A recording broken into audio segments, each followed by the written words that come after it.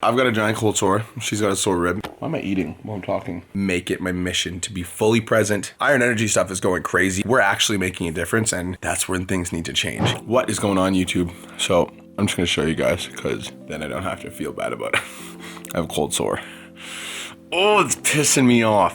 I haven't had a cold sore in, it's gotta be like 4 years. And they only come when I'm like stressed out. And usually I catch them fast, but oh, they're pissing me off. Ugh. That's all we've been talking in here about all day. Excuse me. So this girl, she like had some like sort of like surgical nonsense on her body. She let some girl like dig her elbow in. It's called like non-surgical massage. She had this on her body, and ever since her body's been screwed. So we were gonna take her to the hospital yesterday, but she wouldn't let me. It's just my rib. And it's literally been like all day, every day in pain. Am I right or wrong? He's right. It's been pretty bad. He's right. Like I have a heating pad on my body right now. Ow. So I've got a giant cold sore. She's got a sore rib, and I just wanted to come on and talk to you guys a little bit. Well, actually, first things first. Homemade chicken nugget. A little bit about the weekend. So we went back to Calgary to see my family, and honestly, it was awesome. It was a little bit chaotic, if we're being completely honest. Why am I eating while I'm talking? What a sick bastard. And I have a cold sore. What the hell's wrong with me? So going back to Calgary was awesome because I haven't seen my family in like 3 months. I was living in Kelowna, obviously. Just like I don't really travel there that often. So we went there for 24 hours for like a quote unquote Christmas, because Kirsten's family's in Kelowna. My family's in Calgary. Obviously Haley is like really close to her family, so we can't just like leave to go back for Christmas. So we decided we were gonna fly out for January 7th. The whole trip was pretty stressful as it is, because of all the going on at the gym. It was like really freaking hard to leave, and I just like, my biggest concern was that we were gonna leave and then something was gonna happen while I was gone, and I would like never forgive myself if that happened. We would still open the gym when I got back, but still. But we went, and of course when we went, my intention, so this is how I planned the weekend. I'm like, okay, we're only gonna go there for 24 hours. Well, 36 hours. So I was like, we're gonna leave early in the morning, Friday at 10 a.m. We're gonna get there at noon. From like noon until 5, we'll go Christmas shopping for everything. The family will come over at 6, and then we'll have dinner and I'll have presents for everybody. So I rented this Airbnb, and we like are going to go there, and our flight's delayed by 3 hours.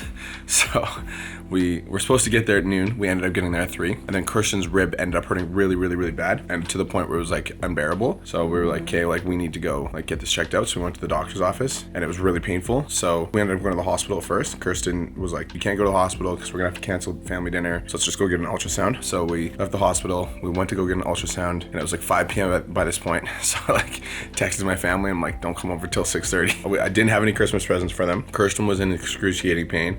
We were arguing because I wanted to take her to the hospital. She like didn't want to go. So nice like that. And then that's pretty much the only thing.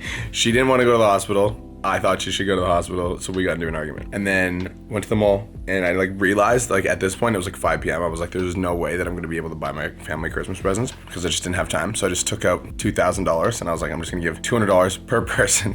I'm like, even the little children, I'm like, even though they don't understand the value of money, I'm just gonna give $200 per person, and that's gonna be it. But I'm gonna get them a Christmas card. So I got the $2,000 out, and I was gonna give $200 per person, and we were driving to go pick up like a Christmas card from the dollar store, and my dad calls me. And recently, like about like 2 months ago, my dad had a stroke, and so since then he hasn't really been able to drive around and stuff, and he has taken Uber everywhere. So he calls me at like 5:30. He's like, hey son, I'm outside the Airbnb. I was like, what? I was like, I told you dinner's at 6:30. He's like, yeah, well I thought you wanted me to come over at 5:30. I was like, I told you it was at the hospital. He's like, well, I'm outside. I was like, okay, use the keypad. I was like told him the keypad. He's like, what's the address again? And I told him the address. I was like, it's blah blah blah, you know, Silver Springs Boulevard. He's like, oh, the Uber dropped me off at blah blah blah Silver Springs Street. So like my dad is outside in the freezing cold. It's like minus 30, 10 minutes away from the place he's supposed to. He doesn't drive. I'm 15 minutes out. So I was like, okay, I'll come pick you up. So like, didn't get to get the Christmas cards, didn't get to get the Christmas presents. It was 3 hours late, and like on the way to Christmas dinner, I like was expressing frustration to Kirsten. I was like, dude, like I wanted to do this big, amazing, extravagant family dinner and have like lots of Christmas presents, but I didn't get to.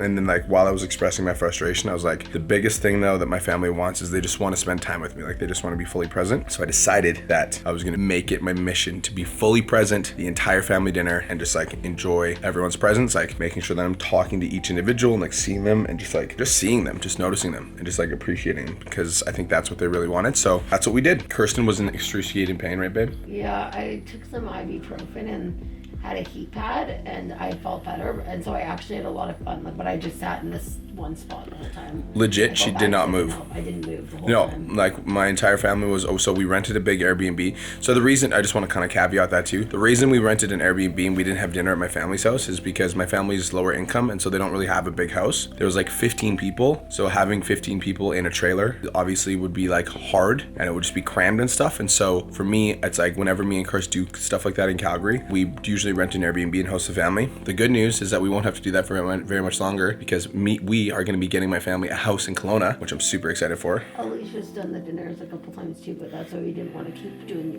hers. Yeah, Alicia has a pretty big house, but again, like we just kind of wanted to take some of the pressure off them, go there and host it. But yeah, it was amazing. And you guys got to see the video. You guys got to meet a lot of my family, and I haven't really shared a lot of my family on social media. I think it's because, you know, if you guys have watched all the vlogs up to this point, you saw the hypnosis vlog, and in the hypnosis vlog, I talk about like my relationship with my mom. I think that like because I had a lot of unresolved with like my mom, that mentally I distanced myself from not only my mom but also my family, which like isn't necessarily fair, but like in my mind I like attached my mom to family, and that's not necessarily true with like everyone, but like especially not my auntie and my grandma, because they raised me and I like have a lot of love for them, but I just haven't really shared them very much on social media. So it was cool to just like be like, this is my auntie and this is my uncle and this is my Uncle Dave and this is my sister and this is my, it was just like, yeah, I just felt really good about that. So yeah, overall, like let's talk about like what's happening with the gym. It's mental, dude. Like right now, the Instagram, when I started this whole social media campaign to keep the gym open, we started at 3,000 followers, and right now we're at 13,000. So in the last 4 days, we've gained 10,000 followers. The video of when the cops showed up to the gym, I'll show you guys right now. I don't know if you guys haven't watched this video yet, you need to go watch it. So this is the video of when the cops showed up at the gym. Haley was like recording it, and the cops showed up. All of our members were outside, and we were chanting "Free BC." I served the interior health officer with a notice of liability, letting him know that he's going to be liable. And then we started going off.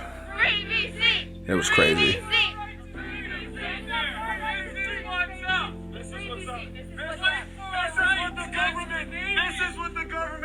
They're shutting down the gyms. When we're fighting for mental health, we're fighting for the community. We're the only people fighting for the community. Everybody needs to stand up. So when this happened, I like literally blacked out when I was saying this. I do not remember this at all. I literally don't remember. I was just like, I blacked out too. Kirsten blacked out too. And Haley was like scream. Haley was the one holding the live stream. But that video is at 114,000 views, 6,000 likes, 1,250 comments, 8,022 shares. So it went turbo viral. And then the next video where I got interviewed by Global, Christy actually recorded the whole thing, and actually more videos than the cop video. So it has 128,000 views, 8,000 likes, 1,500 comments, 8,000 shares. And it's like every video we post is going like turbo. So the next video I posted said, or the next photo I posted, when working on your mental and physical health becomes illegal, we need to make a change. It's got 1,300 shares, 3,000 likes. I just posted the video of just me screaming, like just me going off about like one of the members recorded, like we're fighting for your health, we're fighting for the community, and it has 40,000 views, 3,500 likes, 550 comments, 1,800 shares. So like Iron Energy stuff is going crazy. We're getting comments from people that are like from Argentina and I just got a DM from an RCMP officer saying he's on our side. So I really do think that like we're making some waves, which is super cool. I also think that that's why I have a giant cold sore, because I've been like under more stress than I've ever been on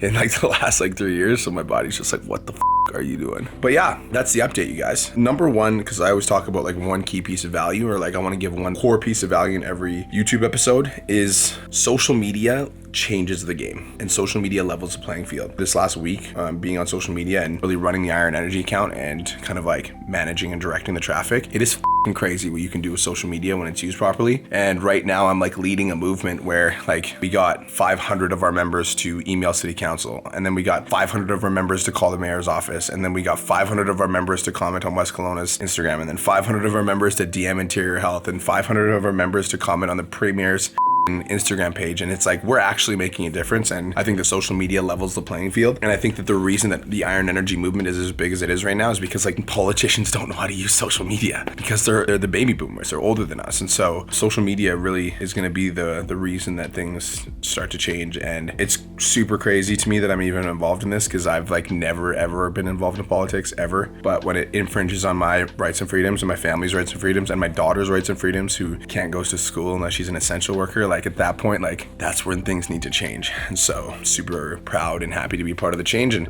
I'm happy that I got a couple days away from it, but I'm like ready to get back to war because your boy's feeling frisky. So that's it. That's all. Hope you guys enjoyed the episode. Kirst, is there anything that you want to say to the tube before I end this YouTube? Time to go to bed now. She says it's time to go to bed now, and I agree. So I'm gonna turn on some TV. I'm gonna eat those chicken fingers, those homemade chicken wingers, and I'm gonna hope to God that this cold sore goes down before I have any other TV or radio. Actually, no, we can do radio interviews as long as I can't see my face. Peace. I'll do the TV ones. Kirsten will do the TV ones. Peace, love, protein, have the best day of your entire life, and chase your dreams. Let's go.